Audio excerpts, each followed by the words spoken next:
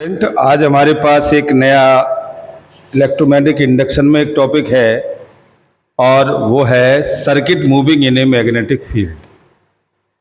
यानी कि किसी भी सर्किट को किसी मैग्नेटिक फील्ड में मूवमेंट कराया जाता है तो दैट इज आर हमारे पास कोई एक रिजिड एरिया सरफेस है और वो स्टेबलिश है C1 पर और वो C1 से C2 पर मूवमेंट इसको कराया।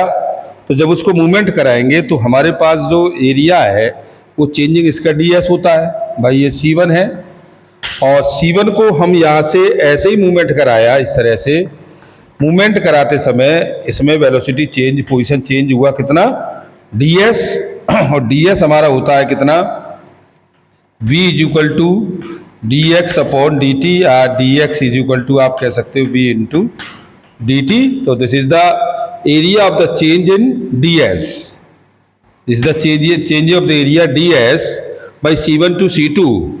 That is be defined of this motion may be the due to the translation of the circuit as a whole or the circuit may be have movable arms with the slide breaker fourth relative to the running part of the circuit or the C1 and C2 is the location moving of the given velocity v due to time t and t plus dt. This is the time is taken by t and t plus dt. So that is the change of the flux. So d phi is equal to phi 2 minus k phi 1. तो ये is the value of phi t plus dt minus k phi t is equal to इतना। तो ये हो गया आपका कितना phi t plus और ये d b ds के साथ माइनस के dt और देखो ये इससे कैंसिल हो गया। अगर हमने उसको फैक्टर लगाया तो ये फैक्टर इस तरह से लग जाएगा phi t और प्लस phi dt और माइनस के फाई टी, ये इससे कैंसिल हो गया और ये आपके पास वैल्यू आ गई इतनी और हम इसमें लगा देते हैं एरिया की वैल्यू को। तो एरिया हमारे पास हो जाएगा ये D phi is equal to और ये बी एरिया हो जाएगा D S is equal to length into breadth D L. तो ये आपकी हो जाएगी V D T into D L और आप इसे ले जाओ नीचे तो ये आपकी हो गई D phi upon D T और ये B V D L, zero से एल कर दो तो देखो D phi upon D T की वैल्यू हमारे पास आ गई है बी वी एल के साथ, यानी ई इज इक्वल टू कितना बी वी एल के साथ। हमें इलेक्ट्रोमोटिव फोर्स हमें मिला कितना electric motional of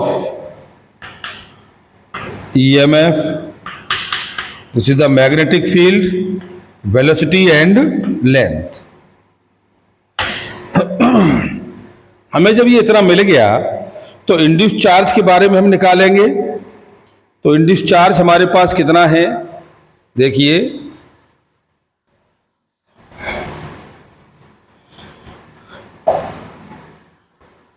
induce charge होता है I is equal to E upon R, I is equal to E upon R और हम E को इसमें निकाल के लाए हैं।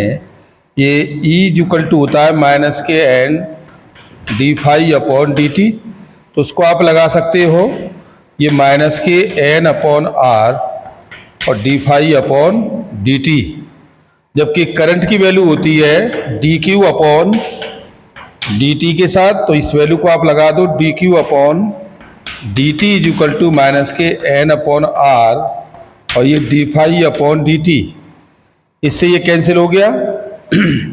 तो आपके पास बचा D Q is equal to minus के एन अपॉन आर और D phi, this is the value is constant. तो आप इंटीग्रेट करते हैं तो D Q is equal to और ये माइनस के एन अपॉन आर और ये डी फाई कितना फाई 1 से फाई 2 पर ड्यूरिंग ऑफ दी टाइम के साथ। तो ये वैल्यू आपके पास हो जाएगी 0 से Q पर, तो ये आपकी वैल्यू हो जाएगी Q is equal to minus के एन अपॉन आर और ये फाई 2 माइनस के फाई 1 तो आप इसे कैलकुलेट करके लिख सकते हो Q is equal to minus के N अपॉन R, और ये फाई 2 माइनस के फाई 1 के साथ। That is right. तो हमें ये सारी चीजें मिली जो है किसी रिलेशन कॉम्बिनेशन में। हम इसमें circuit moving in magnetic field में निकाल सकते हैं। तो इसमें हमें मिला इलेक्ट्रोमोटिव फोर्स। जब किसी एरिया को हमने मूवमेंट कराया तो मूवमेंट कराते समय हमारे पास वैल्यू आई बी बी एल के साथ। अगर हम चार्ज की वैल्यू पूछ लेते हैं तो I is equal to E upon R, और ई हमारे पास होता है electromotive force by the flux, तो E is equal to minus के N D phi upon D T. इसको हमने यहाँ लगा दिया, और आई को हम चेंज कर सकते हैं at the rate of the flow of the charge. तो D Q upon D T के साथ तो ये आ गया कितना, D Q is equal to minus के एन आर डी फाई के साथ। तो ये वैल्यू आपकी ऐसी हुई। विदाउट डिफरेंशियल के भी आप इसे कर सकते हो भाई। ई इज इक्वल टू, हम इसमें एक और सिंपल मेथड लगा सकते हैं, और वो सिंपल मेथड है आप इस तरह से भी इसे कर सकते हो। जो जिन पर इंटीग्रेशन नहीं आता है, डिफरेंशियल नहीं होता है, वो ऐसे भी कर सकते हो। वो E is equal to minus के N del phi upon del T, और I is equal to E upon R.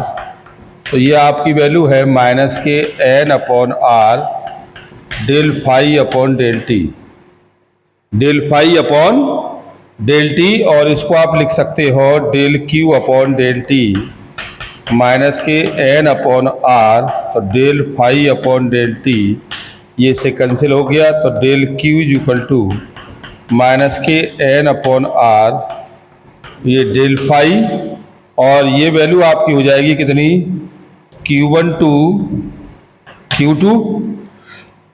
तो वैल्यू हो जाएगी Q1 टू Q2, तो ये हो जाएगी आपकी Q2 माइनस के Q1 is equal to minus के एन अपॉन आर, और ये फाई 2 माइनस के फाई 1, और Q2 is equal to Q कह लीजिएगा, और Q1 is equal to initial state 0।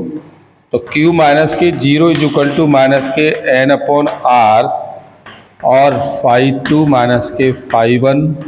तो ये आ गया phi is equal to N upon R, और ये फाई 2 माइनस के फाई 1। ये हमें चार्ज मिल गया।